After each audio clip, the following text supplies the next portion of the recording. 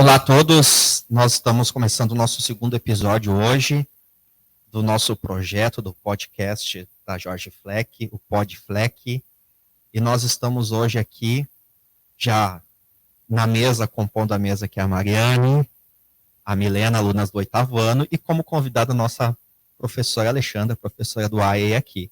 Mas antes de continuar então, quero aqui já também anunciar o nosso primeiro parceiro comercial, que é o InfoShop, assistência técnica especializada na área de informática, você que precisa fazer alguma coisa no seu computador, se tu precisa de algo para incrementar, vá até para o BEI, vá até o InfoShop, esse é o nosso primeiro parceiro comercial, professor Alexandre, já iniciamos o podcast com um parceiro comercial, e você que quer fazer parte, quer nos ajudar, você pode entrar em contato conosco, está nos auxiliando aí na realização deste grande projeto. Mas eu vou pedir lá para o Daniel, solta a vinheta, Daniel, e depois...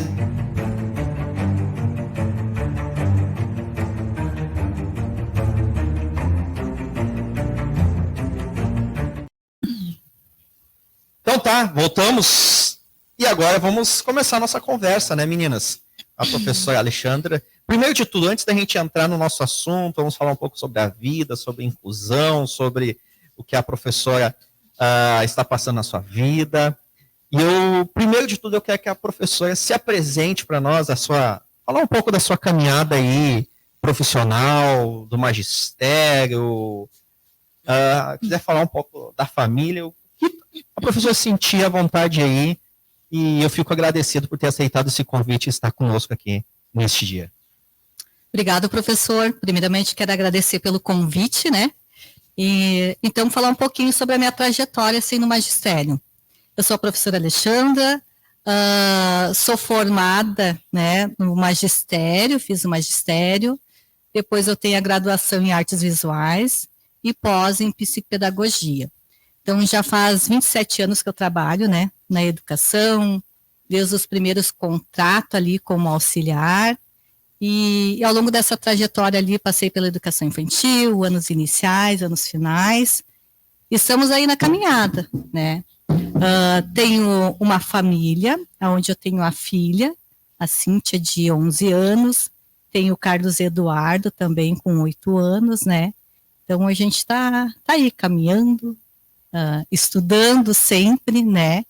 E muito agradecida para a gente dialogar um pouquinho hoje sobre a inclusão, né? Assunto tão pertinente e que a gente precisa dialogar muito ainda, né? A gente precisa aprender muito ainda. E hoje estamos aí, então, para conversar um pouquinho. É isso aí. A professora Alexandra, professora aqui do AE, aqui da escola. E eu quero iniciar a minha primeira pergunta muito fácil. Quais os desafios, ou vamos melhorar, qual o principal desafio que tu vê hoje na questão da inclusão? O principal desafio que eu vejo ainda é a falta de diálogo, de oportunidades, né? A gente sabe que a inclusão está aí, e está em todos os espaços, né? Mas existe ainda muito medo, né?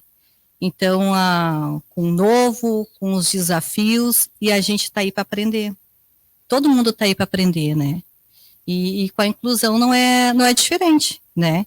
Então, a gente aprende no dia a dia, né? Se ajudando, e é a família, é a escola, é os professores, né? E os próprios alunos que nos ensinam muito, né? Então, a gente precisa estar sempre muito atento, sempre observando, né, diariamente aí, os alunos, escutando, acolhendo, né? E como o professor tinha falado antes ali, eu hoje, passando, né, trazendo um pouquinho para a minha vida particular, o que eu estou passando nos últimos meses, eu relaciono um pouco com a inclusão, como é importante o acolhimento, né? Quando a gente é acolhida. Hoje, assim, eu tô carequinha, né? E eu consigo, assim, perceber que os olhares diferentes. Eu aceitei, né, a doença, tomei como um aprendizado, né? Mas a gente consegue relacionar um pouquinho com a inclusão e perceber como tem os olhares ainda, né, quando tu é diferente, quando tu não tá dentro do dito normal. Então, este olhar eu conseguia, se eu me colocar um pouquinho no lugar do aluno, que é a inclusão, da pessoa que é a inclusão, né? Então, a gente precisa trabalhar muito isso, a gente precisa ainda acolher muito a diversidade, principalmente aqueles que não têm, né, na sua forma física, demonstrado ali a sua deficiência, né? Então, a gente precisa escutar mais, acolher sempre. O que quer dizer? Eu nunca, enquanto aqui na escola, eu nunca parei para conversar contigo. Às vezes eu sou meio, assim, eu não sou evasivo nessa questão do que tu tá passando. Tu poderia, assim, se tiver vontade, explicar o que tu está passando na tua saúde? Sim, então agora no mês de junho vai fazer 1 ano, né, que eu fui alertada de um nódulo no meu peito. Isso foi a minha massagista, né, que há 1 ano atrás ali, eu fazendo uma massagem, ela pegou e me alertou, e como eu sempre faço os exames preventivos, né, no mês de julho, logo eu fui fazer os exames e realmente, assim, constatou que eu estava com um nódulo no peito esquerdo. Então, né, o procedimento que foi feito foi cirúrgico, né, já consegui logo encaminhar, fiz cirurgia em outubro, depois fui informada que eu teria que passar pelo tratamento, iniciamos então com a radioterapia, onde que eu fiz em dezembro 15 sessões, logo em seguida então fui informada que eu precisava continuar com o tratamento preventivo, então eu comecei em janeiro com as sessões de quimioterapia. Primeiro eu fiz 12 sessões da quimio branca, que eles chamam, né, uma vez por semana, e depois finalizei com as quimio vermelha. Então, agora dia 24 de junho, fez 1 mês que eu terminei meu tratamento. Então, agora eu estou ainda com alguns efeitos colaterais, que foi a perda do cabelo, né, tem outros efeitos colaterais, assim, no corpo, mas, como eu disse antes, desde o início, assim, ó, eu aceitei a doença, né, e eu entendi muito mais com o propósito de Deus. Sim. Que vem algo para a vida da gente que a gente tem que aprender com aquilo ali, né? É novo, né? A gente tem que aprender diariamente, não é fácil, mas se a gente tem Deus em primeiro lugar, tem fé, a gente vai aprendendo com o novo, né? E eu sempre gostei de relacionar muito isso, como eu estou trabalhando agora no AEE, com a questão da inclusão, como eu já tinha falado anteriormente, né? Então, não é algo assim, não, que existe uma receita pronta, que a gente vai chegar ali e sabe o que vai acontecer, a gente vai aprendendo todos os dias, né? Então, a gente acorda e a gente vê os desafios daquele dia, e a gente vai aprendendo junto.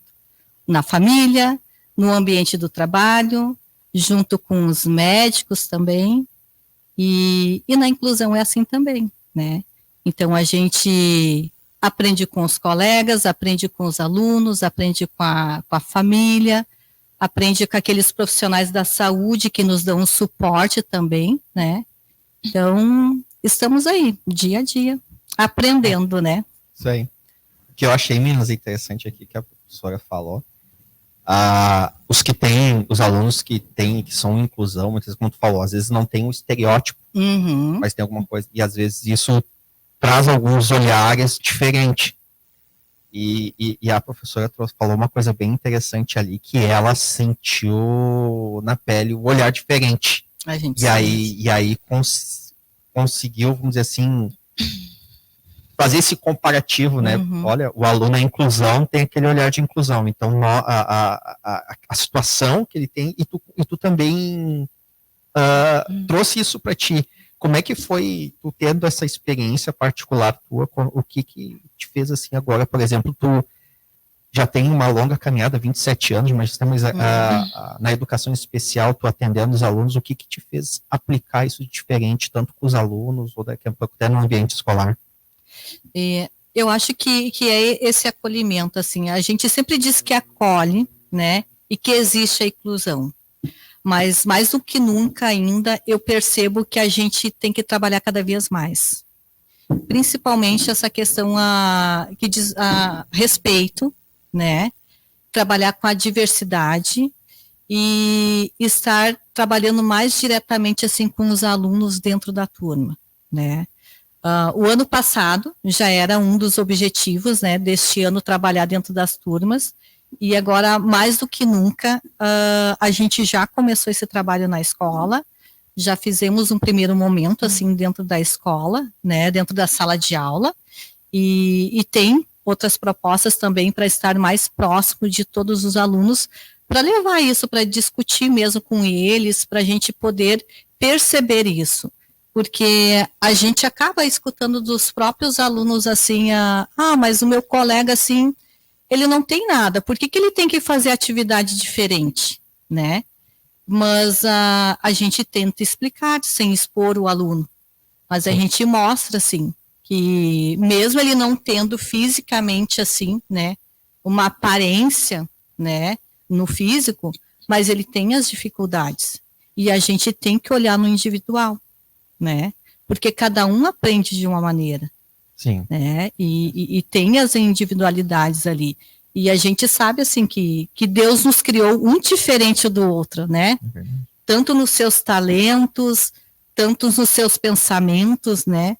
A gente é um diferente do outro. E não é diferente na inclusão. Sim. A gente tem que olhar na individualidade, sim. Com certeza. Bom, sobre essa questão assim de poder se olhar e se colocar no lugar daquele aluno, é muito interessante assim que mesmo sentindo aquilo, tu conseguiu se colocar nesse lugar de diferença sem se colocar como vítima da situação. Isso é muito interessante. Assim, aqui, em uma questão de inclusão mesmo, o que tu vê que mudou? Porque eu não sei quantos anos tem de carreira, mas o que tu vê que mudou de um aluno que tem alguma deficiência antes e agora, numa nova época, quais são as diferenças, quais são as dificuldades que mudaram? A gente percebe que hoje em dia, assim, a inclusão, ela tá vindo, tá aparecendo mais, né? Antigamente, pelo que eu percebi, assim, ficava muito mais escondido. A gente não falava muito. Hoje a gente já está conversando mais. A gente já está com mais espaço, né? Então, no momento que tu tem mais espaço, a gente começa a dialogar mais, a gente consegue dar mais oportunidades, né? E consegue cada vez acolher mais. Tanto criança quanto família, né? Os próprios profissionais da educação também, que a gente precisa constantemente, assim, informação. A gente ainda não recebe, né, as formações para a gente poder acolher cada vez mais essas crianças, as famílias, né. Então, o profissional hoje, eu vejo que ele vai buscar cada vez mais por si, né, para poder estar atendendo essas crianças que estão chegando na nossa escola. Sim, uma questão também é incluir, o ato de incluir uma pessoa que tem alguma dificuldade, ou incluir com qualidade. Tá vendo que hoje em dia os professores, os profissionais, eles conseguem incluir a criança com uma qualidade ou é mais uma coisa superficial para dizer que está fazendo? Olha, hoje em dia... Aqui pergunta, hein? É difícil, né? E, o que eu acredito, tá? Que hoje em dia, cada profissional, ele faz aquilo que está ao seu alcance, né? Dentro das suas condições, como eu já tinha falado anteriormente, né? Fácil não é, a gente está aí todos os dias aprendendo, né? Muitos profissionais, assim, conseguem ainda fazer algo de diferente, porque ele mesmo vai atrás, ele busca, né, informações, ele troca informações em outros espaços por onde ele passa também, né, e tem aqueles profissionais que, por falta de informação ainda, né, por não chegar as formações até ele, e por não ir atrás, assim, buscar, ainda acolhe a criança, mas não faz tudo aquilo que seria o ideal. Mas acredito sim muito na educação inclusiva, né? que é possível, mas a gente tem que batalhar muito ainda. A gente está engatinhando, digamos assim. Mas a gente chega lá. Tá indo em direção, assim, tá seguindo um curso que é interessante. Então, assim, hoje não dá mais para a gente fazer de conta que acontece. Hoje está dentro da nossa sala de aula e eles gritam por socorro, né, as crianças, e eles estão mostrando, estamos aí, a gente precisa ser visto. Hoje na nossa escola, né, eu atendo 16 crianças, né, mas há menos de 15 dias chegaram mais 2 crianças com laudo. Foram aquelas crianças que estão ainda em investigação, né? Hoje eu tenho a carga horária de 20 horas na escola, mas já pedi ampliação para poder atender aqueles alunos que ainda não estão assistidos. Então, não dá mais para fazer de conta, né, que a gente não está vendo.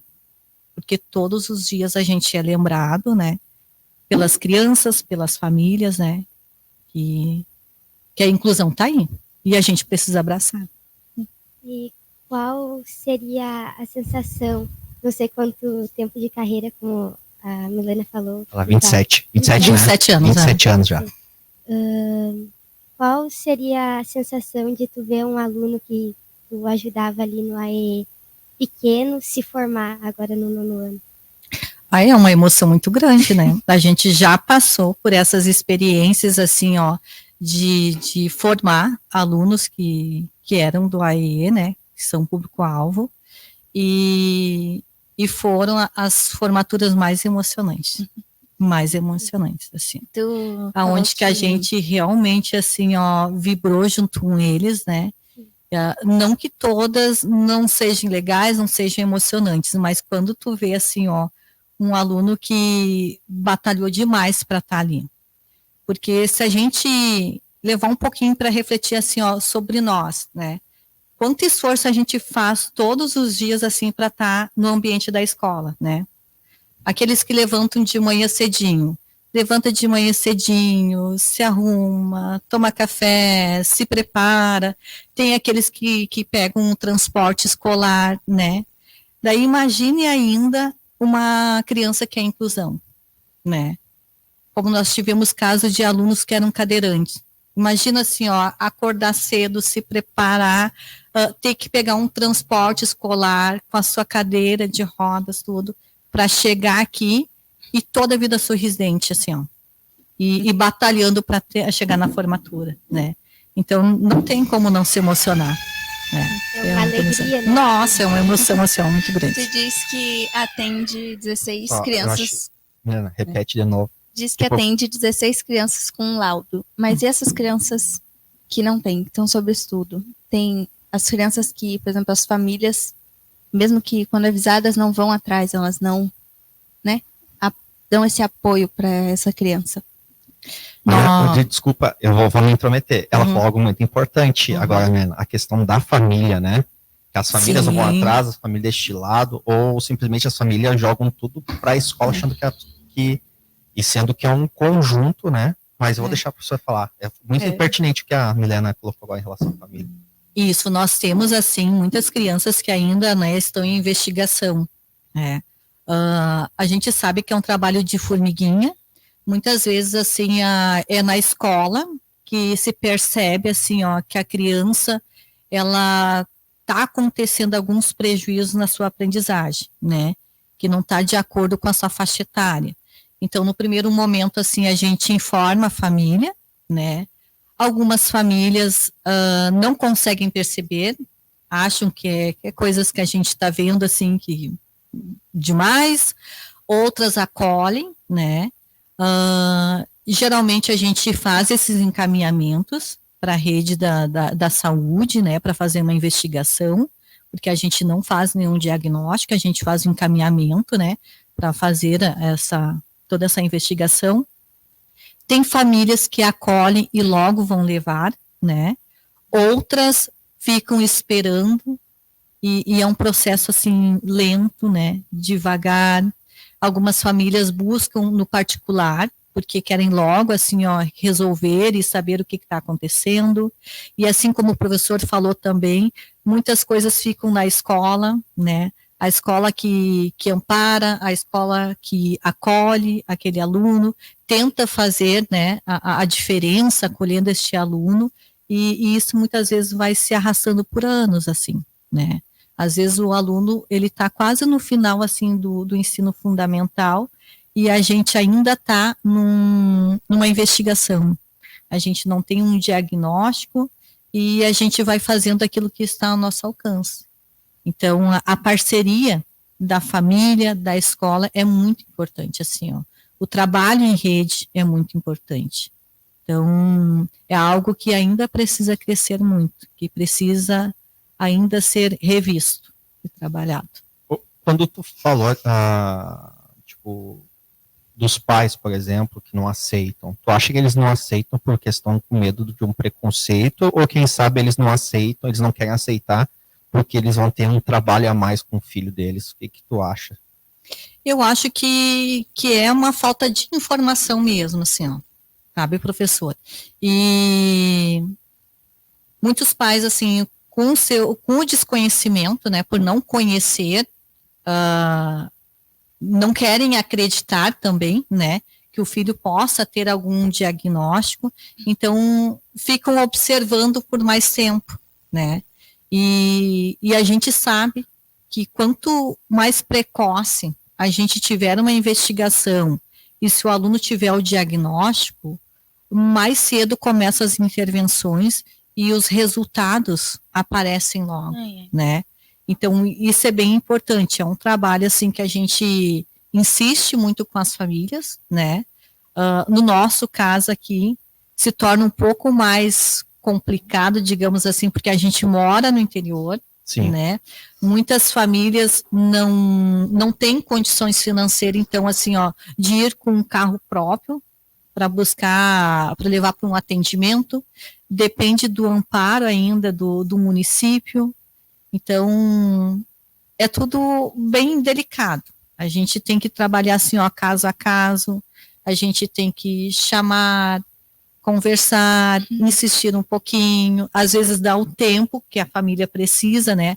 Às vezes no primeiro momento a gente não consegue, né, avançar muito, então a gente precisa dar um tempo e depois voltar a buscar essa família de novo, tentar vincular e a gente sempre frisar, assim, pelo bem-estar da criança, né, e insistir um pouco mais. E sobre identificar a dificuldade dessa criança logo no início, isso auxilia ela para quando ela for mais velha, ela já ter uma facilidade maior nas atividades dela, nas coisas que ela tem dificuldade, ela já vai conseguir fazer com mais facilidade. E, assim, eu digo isso porque o meu padrasto tem TDAH, e ele só descobriu agora com 40 anos. Então, assim, tu acha que se talvez algum responsável, alguma pessoa de maior influência tivesse percebido, visto isso e levado mais para a fundo, talvez fosse diferente as coisas hoje em dia? Eu acredito que sim, assim, como a gente tem escutado muitos relatos, né, e agora, como a gente está ganhando mais voz, a gente percebe muitos, né, que na fase adulta estão com um diagnóstico agora do TDAH, né, e de tantos outros transtornos ali. Então, se a gente consegue ter esse diagnóstico precoce, a gente consegue ter as intervenções, né, pelo município, muitas vezes a gente é de uma maneira mais lenta, porque a gente tem muita demanda, né, aqueles que têm um pouco mais de condições, eles buscam no particular e a gente consegue ter relatos assim, ó, bem positivos de quando o diagnóstico é precoce, a gente consegue ter uma melhor qualidade de vida. A gente consegue realmente assim, ó, conseguir dar conta melhor ou da aprendizagem, né? E então é bem importante assim. E com certeza, assim, se tivesse sido alertado, diagnosticado antes, né, faria diferença. Questões genéticas, assim, tipo, ele ainda conseguiu um diagnóstico, mesmo depois de mais velho. Agora, por exemplo, o pai dele, que TDAH geralmente é uma questão genética. O pai dele provavelmente tem TDAH, já está com 60 anos e não tem um diagnóstico. Então, assim, a questão profissional das pessoas que estão ao redor é muito importante para ser identificado e a criança poder ser auxiliada. Mas e a questão, por exemplo, um pai que suspeita de uma condição no filho e leva o filho até uma rede pública, e aquele profissional da rede pública, ele não tem um olhar ele não tem um dom, digamos assim, ele não está interessado naqueles casos, é um profissional que ele conta as horas dele para ficar ali, e depois vai embora, e que estava ali já passou, e é isso. A gente percebe, sim, que existe, assim, aquelas famílias que estão atentas, que vão atrás, mas, como eu tinha comentado antes, ainda falta informações. Existem leis, né, mas muitas famílias não conhecem, né. Então, se ela conhecesse, certamente ela já ia chegar assim no profissional. Não, eu vim porque eu sei que esse é o direito do meu filho, de passar por uma avaliação. Esse é direito dele, e cobrar os direitos, né. Então, hoje ainda falta muita informação para as famílias, para nós profissionais também existe, assim, né. Então, o quanto é importante a gente estar buscando diariamente, assim. Tudo que é novo, que chega para a gente tem que estar pesquisando, tem que estar vasculhando para encontrar assim, tá, e o que eu faço com isso? Existe lei para isso? Aonde que eu busco informação? Com quem que eu tenho que buscar essa avaliação? Quem é que pode me ajudar, né? Sempre estar atrás de informações. Então, é toda uma rede, são vários profissionais que conseguem avaliar, né? Mas, como você mesmo mencionou ali, tem profissionais que logo de cara, não, eu vou avaliar, eu vou acolher, né? Mas tem outros, não é para mim, e eu acho que não é necessário, né? Mas a gente sabe, sim, que é importante, né? Quanto mais precoce, né? A gente, mesmo que desconfie, a gente acha que é bobagem, mas a gente tem que investigar, né? É melhor a gente pecar por excesso, né? Do que a gente deixar ir passando os anos e não buscar nenhum recurso, nenhuma informação. E tem alunos, muitas vezes, e colegas que não têm essa inclusão com aquele aluno, mas tem o caso de professores que não tem essa inclusão com aquele aluno. O que tu diz para nós? O que eu digo, assim, ó, isso é algo, assim, ó, bem particular mesmo, né? A gente sabe que a inclusão, ela deveria de existir em todos os espaços, né? Todos deveriam de incluir, né? Mas eu não julgo, né? Não julgo.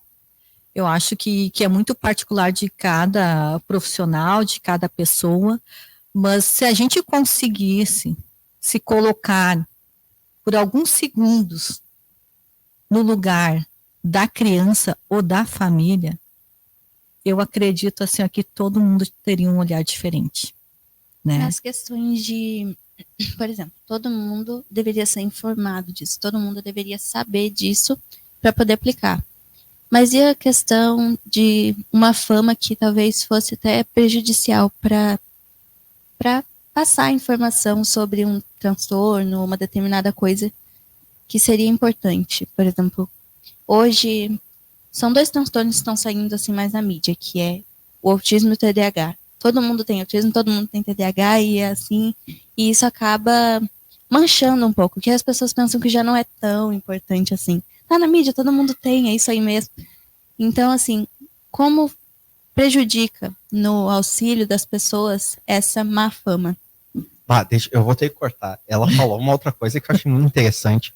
E é uma realidade que se tu acompanhou, mas é uma questão que muitos psicólogos, neurólogos que estão falando, é a questão que hoje, por causa das redes sociais, que tem aí, as mais variadas, tem muita gente mesmo para ganhar fama, só que as pessoas fazem tudo por fazer dinheiro. É inventando que tem TDAH, inventando que tem autismo, e bem isso que ela colocou, e eu quero reforçar, como é que tu acha que esses falsos diagnósticos, as pessoas que querem aparecer nas mídias, porque tem muita gente que está querendo aparecer nas mídias, que não tem, se tu chegar e perguntar, tá, me mostra aí o teu acompanhamento médico, o teu laudo, que te identifica isso. Não tenho, é o que eu acho.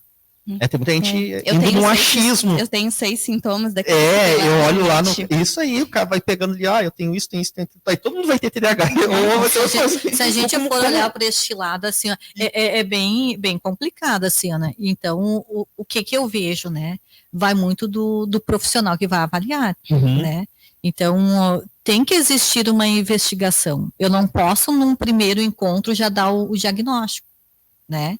Sim. Eu tenho que ter os sintomas, né? Ter o mínimo ali de sintomas e pelo um determinado tempo, certo, né? E aqueles sintomas eu tenho que apresentar também em ambientes diferentes, não pode ser só num ambiente também, né? E como eu disse, o profissional, ele não pode, numa única avaliação, numa conversa, né? Com a família ou com a própria criança, digamos assim, e já dar o diagnóstico. Então, é algo assim que tem que ser investigado, né? Tem que ser acompanhado. Sim. Né? E assim, professor, a inclusão é algo que é tão... Algo que é tão importante, mas é uma coisa tão difícil de... É difícil. Uma conquista, é uma difícil. conquista que... Olha, é algo muito lento, né? E as conquistas que vieram... E aí eu digo, a Milena ali até foi feliz no que ela... O que tu acha que essas pessoas que ficam inventando para ganhar clique, views, o que tu acha que elas podem prejudicar realmente aquelas pessoas que possuem realmente o diagnóstico e realmente estão precisando de ajuda? O que tu acha que essa banalização assim, da rede social, eu tô agora, não das pessoas que estão indo nas redes sociais, eu tenho TDAH, eu tenho autismo, isso e aquilo, mas que realmente não, se for ver, realmente não tem bem como ela. O que isso tu acha que pode prejudicar já um trabalho que tá sendo tão árduo para fazer, para tentar buscar com excelência, inclusão, algo tão árduo, e vem essas pessoas que se aproveitam. A tua opinião, não sei se tu já chegou a ver, o que isso pode estragar nessa caminhada aí deste trabalho tão importante que é a inclusão? É uma corrente tão delicada, né? Exatamente, assim, ó, é difícil de acreditar que as pessoas, né, elas vão para uma rede social, né, para se aproveitar das situações, né. Eu acho que é algo assim que acaba prejudicando, sim, em parte, né, mas aquelas pessoas que levam a sério realmente, aqueles profissionais que estão atentos, né, aquelas famílias que realmente, assim, ó, estão em busca das informações, não podem dar ouvido, né, não podem acreditar em tudo que vão olhar, estão vendo nas redes sociais também, porque ali a gente pode estar inventando 1001 coisa, né, e se dando bem, digamos assim, por parte, né, então é algo que é para a gente repensar, a gente tem que estar sempre, né, que bom que a gente venha nos espaços, consegue estar dialogando, consegue estar mostrando que existe esses dois lados, sim, né, e aquelas famílias, ou aquelas pessoas que realmente estão buscando, assim, ó, uma avaliação,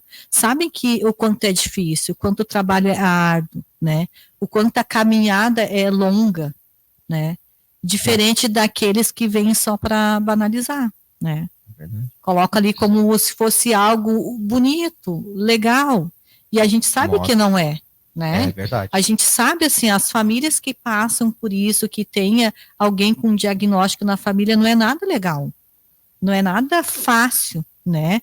É cansativo, né?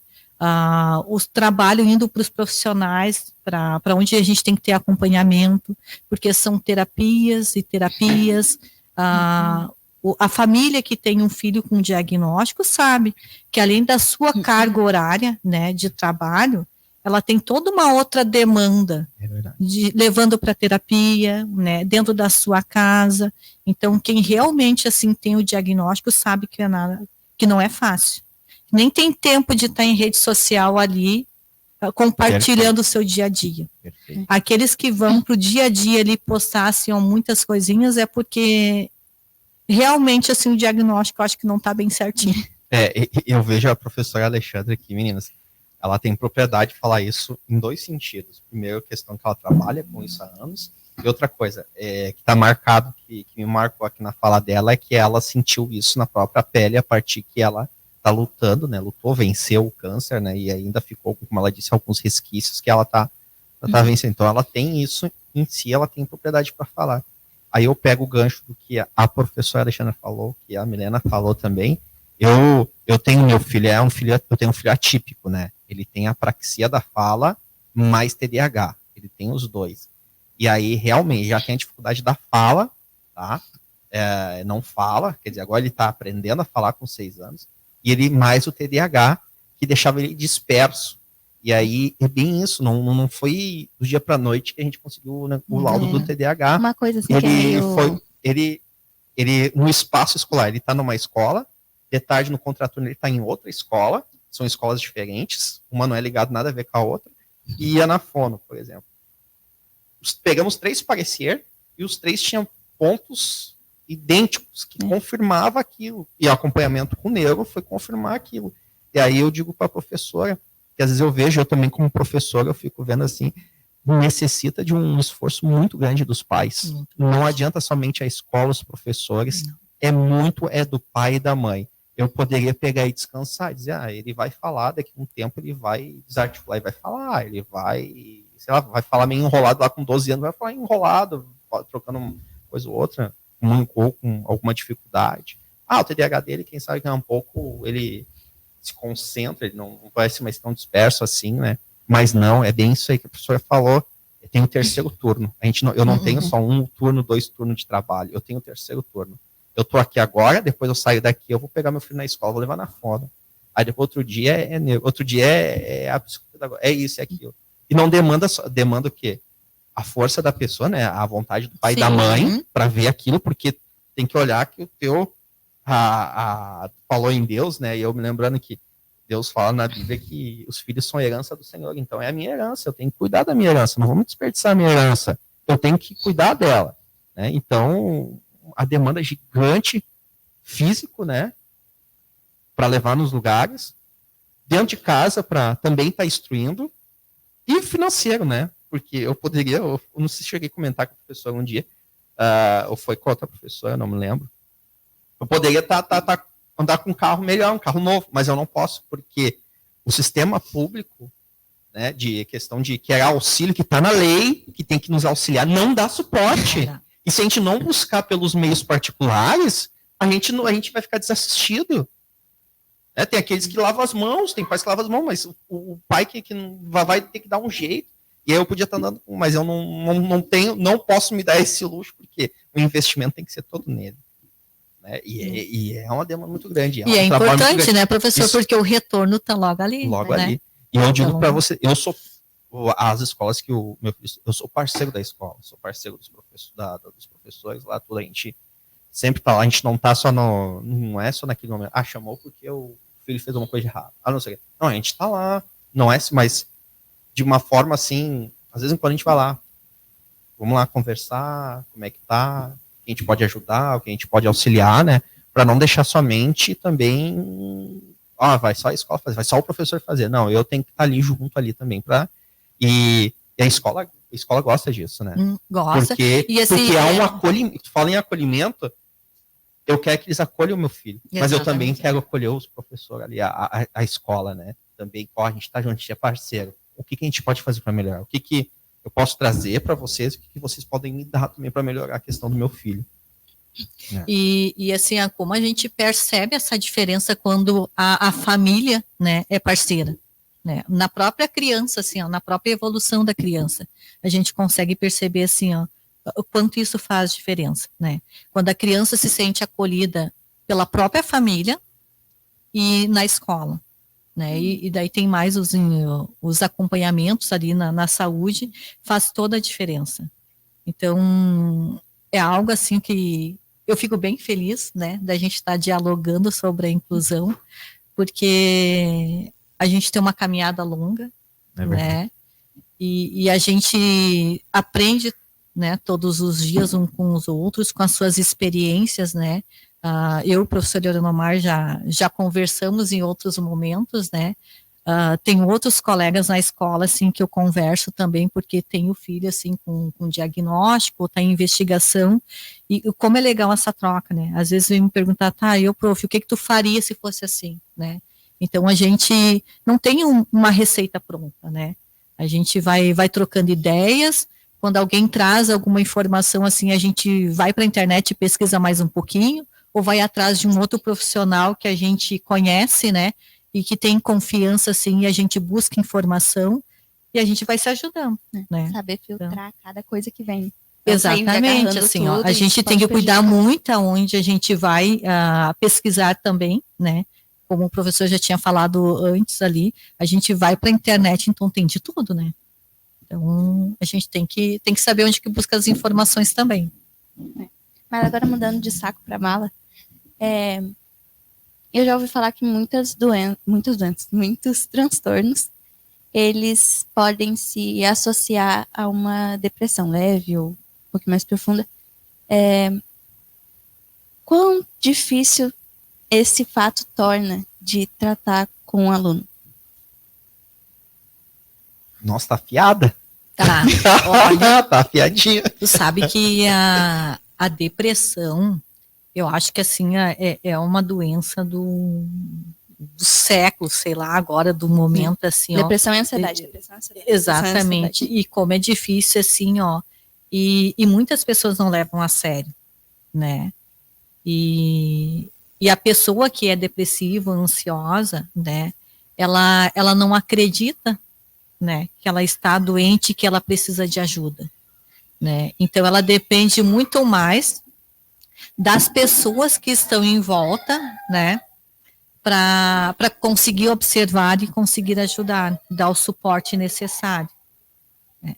E tem muitos transtornos, sim, por a pessoa não ser vista, não ser olhada, não ser acolhida, né, vem esse lado depressivo, né, que baixa a autoestima dela, então ela acredita que ela é incapaz de fazer as coisas por causa dos julgamentos que vêm, né, então é algo que a gente sempre tem que estar bem atento, né, na escola, os professores, muitas vezes assim, os que vão conseguir ter esse olhar e vão estar informando a equipe diretiva para logo chamar a família, logo fazer uma intervenção ali que é necessária. Então, isso é verídico. Eu até também tenho um tio que ele, na verdade, não dá para dizer ao certo o que ele tem porque não foi descoberto. Porque, como é desde pequeno, naquela época não tinha recursos ainda muitos recursos para conseguir saber e fontes de informação. Isso, fontes de informação para saber. Mas é isso, ele não fala, então são coisas delicadas, né? E é preciso da família estar ali ajudando. Sim. A gente sabe que na própria comunidade aqui a gente tem mais pessoas que a gente conhece, né, que, como a Mariane falou, há um tempo atrás, né, a família, por falta de informação ou por falta de acesso a algum recurso, né, ela ficava em casa, né, com a criança, e ela ia, à medida que ela podia, dando o suporte ali, dando dentro de casa, né, tratando dentro de casa, digamos assim, e nunca foram atrás de um diagnóstico. Hoje eles são adultos, né, e é onde são totalmente dependentes, assim, da família, né, precisam total suporte da família e não tem um diagnóstico, né. E dentro de um transtorno, a gente sabe que tem muitas dificuldades, principalmente depois, porque quando a pessoa ela ainda não tem um laudo, ela ainda não tem uma coisa, né, firme, ela pode tratar como uma dificuldade dela, como uma coisa desse tipo. Mas quando ela descobre mesmo, ela pode ter uma montanha-russa de emoções, né? Indo para cima e para baixo, girando. Então, assim, nesse desenvolvimento da depressão, como isso, dependendo do transtorno, claro, pode funcionar? Como isso pode ser evitado? quando tu fala das emoções ali, é bem importante, assim, ó, todo o suporte, né, tanto para a criança como para a família, né. Hoje mesmo eu estava conversando com a colega e o quanto é difícil, assim, quando tu tá numa investigação, né, de algo que é suspeito, né, não chega o diagnóstico, tu tá acompanhando, tu tá ansiosa, né, e se tu não tiver o olhar, assim, para toda a família, o quanto isso é desgastante, né. Então, é bem importante, assim, que toda a família seja olhada, que toda a família receba esse suporte, e essa parte emocional, assim, ó, não é nada fácil, né. O professor, talvez, ali, sabe que o quanto é importante, né, ter este amparo, ter este acolhimento ali, tanto para toda a família. Verdade. Faz necessário. É muito importante a gente ser acolhido, porque eu vou dizer para ti, uma coisa, vou ser bem sincera aqui falando, há muito olhar de preconceito. Entendeu? Em relação, eu vou dizer pelo meu filho, assim, meu filho várias vezes ele foi taxado não, rotulado, né? E geralmente essa rotulação às vezes nem vem de gente longe, vem de gente de perto, né? Do meio do nosso vínculo, e acabou rotulando ele de forma errada, né? Isso entristece as pessoas. Então essa questão do acolhimento se faz muito necessário para todos, para a família, né? A gente acha, não, que tu é forte, tu consegue. Tá, mas quem é que vai olhar pro forte também, né? Porque o forte nem sempre vai estar forte.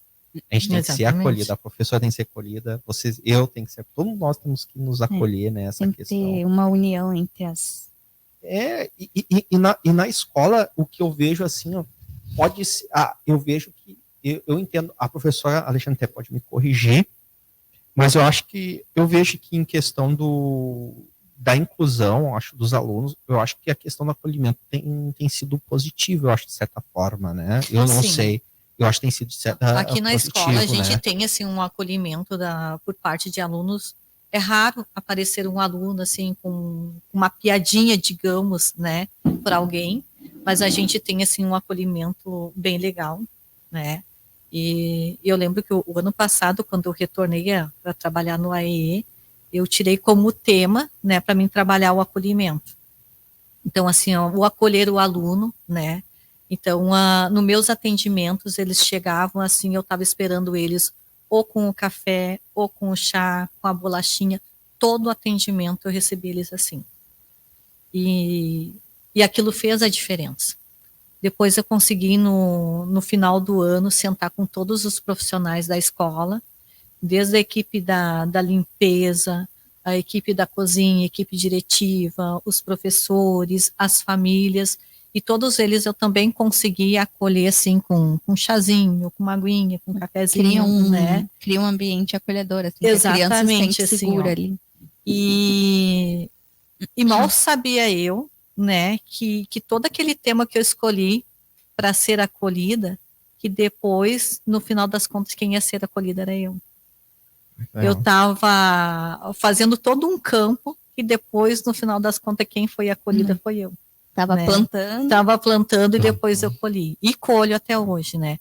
Eu acho que é tudo isso, assim, o que me deixou bem preparada, até para mim enfrentar minha própria doença, né? E que desde o início, assim, ó, quando o médico me disse assim, Alexandra, tu vai fazer a químio, mas tu tem a oportunidade de alugar uma touca para te não perder o cabelo. Eu disse, doutora, eu não quero touca. Eu não vou nem tirar saber quanto que é o aluguel, como que funciona, não quero. Se tem que cair cabelo, cai o cabelo, né? E quando o cabelo começou a querer cair, eu já logo fui e raspei a cabeça. Então, fiz até uma live, porque era para incentivar, assim, ó, eu estava bem, né? Mas eu queria incentivar, neste momento, as pessoas que passam também pela doença e que não se sentem tão bem assim, que acabam ficando depressivas porque o cabelo vai cair, acabam ficando dentro de casa. Então, junto com isso, e como eu acredito em propósito, a gente fez uma live incentivando o pessoal que corta o cabelo, que fizesse doação. Então, a gente aproveitou toda aquela situação ali, fizemos muita doação de cabelo, assim, para confecção de peruca, né, que é doada, assim, para as... Eu sempre ouvia esse tipo de coisa, já ouvi algumas mulheres falarem que não, porque na época que eu tive que fazer a químio e a químio acabou com o meu cabelo, eu fiquei muito triste, porque a autoestima da pessoa, né, tudo no cabelo, e aí quando tirou, perdeu isso. E na questão das pessoas serem solidárias também, né, nesse ponto de entender e querer ajudar. Por exemplo, uma colega da minha irmã, melhor amiga dela, falou que quando ela tinha um cabelo até a cintura, muito lindo, ondulado assim, e ela queria cortar na altura do ombro. E ela doou todo aquele cabelo para uma instituição para poder fazer essas perucas. Então, assim, é muito legal ver a participação das pessoas nesses assuntos tão delicados, né? Que é difícil para todo mundo, é difícil para a família, é difícil para a pessoa, e é interessante, assim. Eu queria saber também como é que foi para tua família, como é que foi para tua filha de 11 anos, né? 11 anos. E pro pequenininho também entender, porque eles às vezes não entendem, mas eles sentem a energia do lugar. Como é que foi para as pessoas mais próximas? Quando eu recebi o diagnóstico, né? Então, logo eu fui na escola que meus filhos estudam. Fui num horário que eles não estavam na escola. Fui no horário do almoço para conversar com a equipe diretiva e explicar da minha situação, né? Porque eu não tinha ainda conversado com meus filhos, então eu queria já informar a escola que se viesse a aparecer assim, uma mudança de comportamento deles, que eles soubessem, né, que era pela situação que eu estava vivendo dali em diante, né. Até fui questionada assim, tá, mas tu não vai contar para ele, a gente mora numa comunidade pequena, eu disse, não, eu vou contar, mas eu preciso dar um tempo a um tempo, né. Eu preciso encontrar uma oportunidade que seja menos agressiva para passar para eles, porque a minha filha de 11 anos, ela tinha vivenciado, né, uma história já de câncer na família, que é a minha mãe, ela faleceu de câncer, né, então ela teve 4 anos que ela viveu com a avó com câncer, então a minha mãe foi diagnosticada com câncer de ovário, quando a minha filha tinha 42 dias, na verdade tinha sido um presente que eu tinha dado para minha mãe, uma consulta com o médico de ginecologista. E durante a consulta, o médico já deu o pré-diagnóstico. Então, estava a minha mãe, estava eu, estava a Cíntia com 42 dias. Então, dali para frente, a gente vivenciou toda uma batalha. A minha mãe cuidava da Cíntia. Então, para a Cíntia, assim, ela sabia que o câncer mata, né? E existe muito esse tabu ainda com a palavra câncer. O câncer mata, e ponto final. Então, a gente tem que ter muito cuidado, assim, de como passar isso para ela, né? Mas, então, recebi o diagnóstico, falei para a escola e retornei para casa, como se nada tivesse acontecido, né? Mas, assim, como eu não sei guardar nada, naquele primeiro final de semana ali, eu fui conversei com meu filho de 8 anos. E ele, bem de boa, assim, ele não entendeu nada, né? Então, beleza, né? Para Cíntia, né? Esperei mais uns minutos e conversei com ela. Eu disse, tu viu que a mãe está fazendo alguns exames e esse exame apareceu uma alteração. A mãe precisa investigar. Mas eu não disse que era câncer, né? E deixei por aquilo ali. A única coisa que eu disse para os dois foi que, a partir daquele momento, a gente precisava ser a família bem unida, né? E que eles, dentro de casa, seriam os primeiros a ficar sabendo de tudo que eu fosse fazer. Se eu tivesse que fazer um exame, se eu tivesse que fazer uma cirurgia, eles iam ser os primeiros a ser informados. Então, foi questão de dias ali, eu vi uma reportagem da Alice, do Globo Esporte, acho que é, né? É, a Alice Neves, eu acho que é do Globo Esporte. Eu sei que eu assistindo ali nas redes sociais e apareceu um vídeo dela falando do diagnóstico dela. E daí a Cíntia estava perto de mim, ela escutou tudo. Quando ela terminou de escutar, junto comigo, daí eu disse assim, o que tu achou disso? Daí ela disse, ai mãe, daí eu disse, ela explicou toda a situação da mãe, é isso que a mãe está passando. Daí ela só me olhou, né? Daí eu disse, mas a mãe está bem no início, né? Então a mãe está buscando o tratamento, a mãe vai fazer cirurgia e vai dar tudo certo. Então acho que ali foi algo assim, ó, que acolheu ela, né? E eu passei por todo o processo de cirurgia e tratamento, e ela forte e firme junto comigo, né? Os dois. Agora que terminou o tratamento, eles vieram me questionar. Faz umas 2 semanas no máximo ali, os dois perguntaram para mim: tá, mãe, e agora? O câncer teu não vai voltar maior e vai te matar? Daí eu disse para eles: não. A mãe, né, fez cirurgia, a mãe já tirou o que tinha que tirar, fez um tratamento preventivo, né, vai continuar com acompanhamento médico. E daí o que eu sempre digo para eles, né, que a gente sempre tem que acreditar em Deus e a gente sempre tem que pensar naquilo que a gente quer, não naquilo que pode estar acontecendo. E a gente tem que aproveitar os momentos. Então, a gente segue assim com pensamentos positivos e vivendo um dia de cada vez aí, né? Certeza. E na parte ali que disse que foi lá na escola, contou com a equipe diretiva ali, e contou a tua situação para, de certa forma, eles acolherem os teus filhos. Por mais que o acolhimento seja uma coisa boa, e aquele acolhimento que ele é de pena, que faz a pessoa, por exemplo, um aluno da inclusão, ele se sentir doente, ele se sentir menos alguma coisa. Como... Não entendi. Vamos lá de novo. Quer dizer que tu foi lá na escola e falou para a equipe diretiva a tua situação, para caso acontecesse alguma coisa, eles acolhessem os teus filhos, para poder ajudar. Mas, geralmente, também tem aquele acolhimento que ele é baseado na pena, que ele faz a criança da inclusão, ela se sentir doente, ela se sentir inferior ou alguma coisa desse tipo. Eu acho que a gente tem que tomar bastante cuidado, assim, a gente não pode ser invasivo, né? A gente tem que sentir a necessidade, né, de acolher. Então, a gente não pode olhar para a inclusão e olhar assim, coitadinho, ele tem esse diagnóstico. Não. Ele é uma pessoa normal, né, com algumas dificuldades, sim, e a gente tem que dar suporte para aquela dificuldade que tem, né? A gente não pode olhar para uma criança e olhar para o lado dela. A gente tem que olhar para a pessoa, né? A gente tem que dar suporte para aquela dificuldade que ele vem apresentando. Mas o acolhimento tem que ser normal do dia a dia com todas as pessoas, independente se ela tem um diagnóstico ou não, né? Voltando um pouquinho na situação dos meus filhos ali, agora há poucos dias, né? Depois de toda uma caminhada, eu quase terminando o meu tratamento, ele chega um dia chorando em casa, porque um colega tinha dito: tua mãe é careca. Daí eu disse para ele: tá aí, e tudo bem, eu não tô careca. Daí disse: mas eu não gostei. Eu disse: tá, mas a mãe tá careca, né? E ok, logo vai voltar a crescer o cabelo, né? É só tu dizer para amiga, não lembro agora como é que foi lá a situação, é só dizer: ok, a mãe tá careca, mas logo vai voltar a crescer o cabelo, tu entende? Mas assim, é difícil para eles, né? Daí, outro dia ele chegou de novo com o mesmo assunto. Tá, eu disse: agora tu já contou para tua professora? Sim, já contei, né? Então, depois ele foi acolhido, ele conseguiu levar, né? Mas é difícil, né? É difícil, tu acolhe, vem o choro, daqui a pouco tu acha que tá acolhendo, né? Mas a gente vai vivendo um dia de cada vez ainda.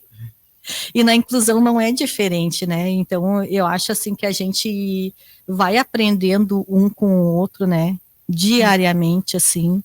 A gente vê muitas situações assim aqui dentro da sala de aula, um aluno assim consegue acolher mais que o outro, né? A gente aprende muito, né? Olhando um aluno e o outro dentro da sala de aula, um dando suporte para o outro também. Então, é algo assim que é bem legal da gente ver. A gente que caminha dentro do espaço escolar, assim, e às vezes tu vê os próprios alunos, assim, defendendo, né? Aquele que não tem voz, que não consegue, né? Casos que a pessoa era psicopata e cometeu um assassinato. Um homicídio, acho que chama. E depois que conseguiram, né, acolher essa pessoa, tratar dessa pessoa, acolher essa pessoa. E ela se formou e virou professor. E aí esses alunos, sempre que alguém vinha atacar aquele professor, que ele matou uma pessoa, eles defendiam o professor com unhas e dentes e acolhiam aquele professor de um jeito que eu acho que é muito positivo para esses casos, principalmente. E eu acho assim que muitas vezes, né, as pessoas elas agem por impulso, né? Então a gente é normal do ser humano julgar, né? Quem aí não já fez vários julgamentos, né? A gente julga a primeira pedra. Exatamente. A gente julga aquele aluno, né? Ah, não faz porque é preguiçoso. Ou julga a família, ou julga o professor, né? A gente vive julgando. Mas quando a gente consegue parar e se colocar no lugar, a gente começa a ter um olhar diferente. Né? A coisa que eu sempre ouvi da minha mãe, principalmente, era: tu vai caçar roupa? Aí eu falava: mas meu Deus, não sou eu que tô com a roupa. Não, porque quando te verem na rua, vão falar: olha lá, é a filha da Daiane com aquela roupa. Então, é muito associado à família, ao comportamento da criança nos primeiros anos. Até depois ela virar maior e as pessoas já terem a noção de que ela faz as próprias escolhas. Mas em questão materna, como a mãe, quais são as dificuldades, assim, das mães, principalmente, que estão ali perto, geralmente estão mais perto do filho, que tem tantos deveres de casa, tanto as mães de filhos da inclusão, quanto as mães que já foram na inclusão, que têm algum tipo de transtorno. Como é que quais foram, assim, as maiores dificuldades citadas por essas mães? Que às vezes tem uma mãe que ela foi da inclusão e o filho dela é da inclusão, então ela tem as tarefas da casa, tem a tarefa do filho, tem as tarefas dela mesma, tem o trabalho. Então, como é que isso funciona? Já teve algum caso desse? A gente escuta, há poucos dias eu conversei, né, com a mãe, ela trabalha fora, ela tem o filho, né, que é inclusão, e como o professor mesmo tinha falado antes, como essa tarefa é árdua, é cansativa, né, além de trabalhar, além da demanda do serviço, além da demanda de dentro de casa, tem mais a questão dos acompanhamentos com o filho, né, e o filho está no ambiente escolar, e muitas vezes, assim, em alguns momentos é rotulado, né? Nem foi ele que aprontou, mas antes de tirar saber realmente como que aconteceu as coisas, assim, mas é ele que está toda a vida envolvido nisso, né? Então, é difícil, assim, para a mãe a tarefa é árdua, né? E ela fica escutando muitas vezes assim, daí em casa tu questiona o teu filho e pergunta, tá, mas tu falou para prof, ou tu levou essa informação assim, mas antes de tentar se justificar, tu já é julgado, né? Então a mãe é uma barra bem complicada, que nem tu falou antes ali, né? A gente sempre vai fazendo as coisas e pensando assim, o que os outros vão falar, né? Se tu tá num lugar, acontece alguma coisa, tu chamou atenção, tu fica assim, o que os outros vão falar se eu chamar atenção? Mas se tu não chama atenção, também tá mal. O que eles vão pensar se eu não falar nada, né? Então, se eu não falo nada, eu sou estranha, esquisita, quieta. Se eu falo muito, olha lá, parecida, chata. Olha, O que eu vou falar agora?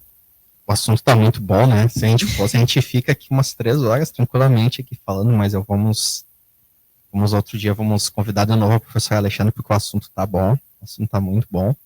Mas eu primeiro quero deixar meus agradecimentos, vou passar a palavra de agradecimento também ao professor Alexandre, depois se a gente tiver algo para também encerrar.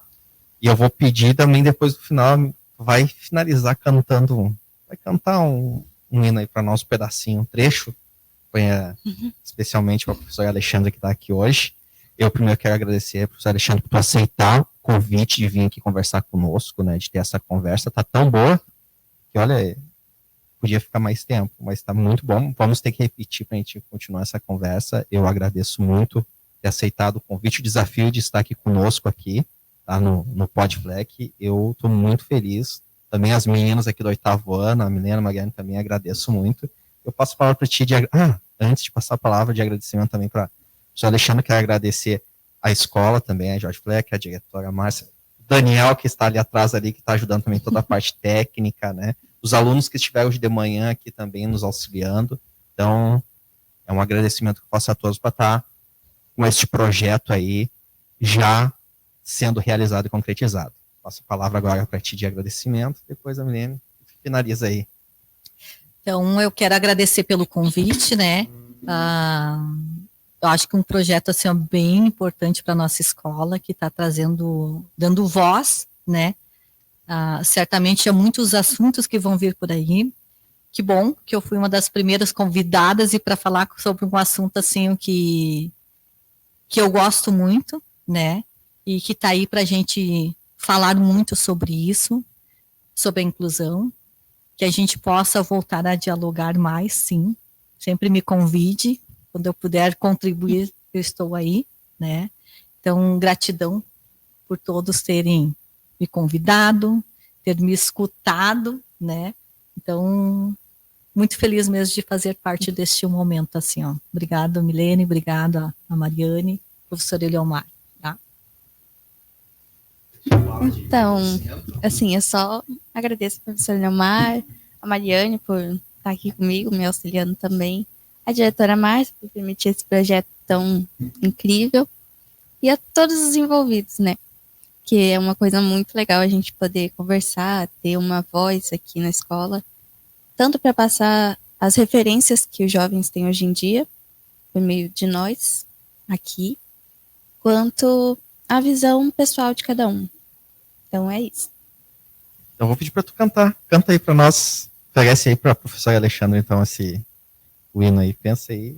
Pode cantar, canta. Pode aproximar mais o microfone aí e cantar. Te oferecer esse louvor. É um louvor que eu gosto muito de cantar ele. Então, tá chorando porque se você tem um Deus que cuida de você, oh, e jamais te esqueceu. Ele sabe de tudo que você está passando e mandou te dizer que Ele está cuidando. Lembrar de onde você veio e aonde que você chegou. Lembrar de todos os livramentos que você já passou. Nem era pra você estar aqui, mas Deus falou assim: esse aí vou levantar, e onde colocar a mão eu vou abençoar. Não chore, quem cuida de você não dorme. Levanta, tem muita gente que te ama. Deus mandou te dizer que vai acontecer. Deus mandou te falar que tudo vai passar. Amém!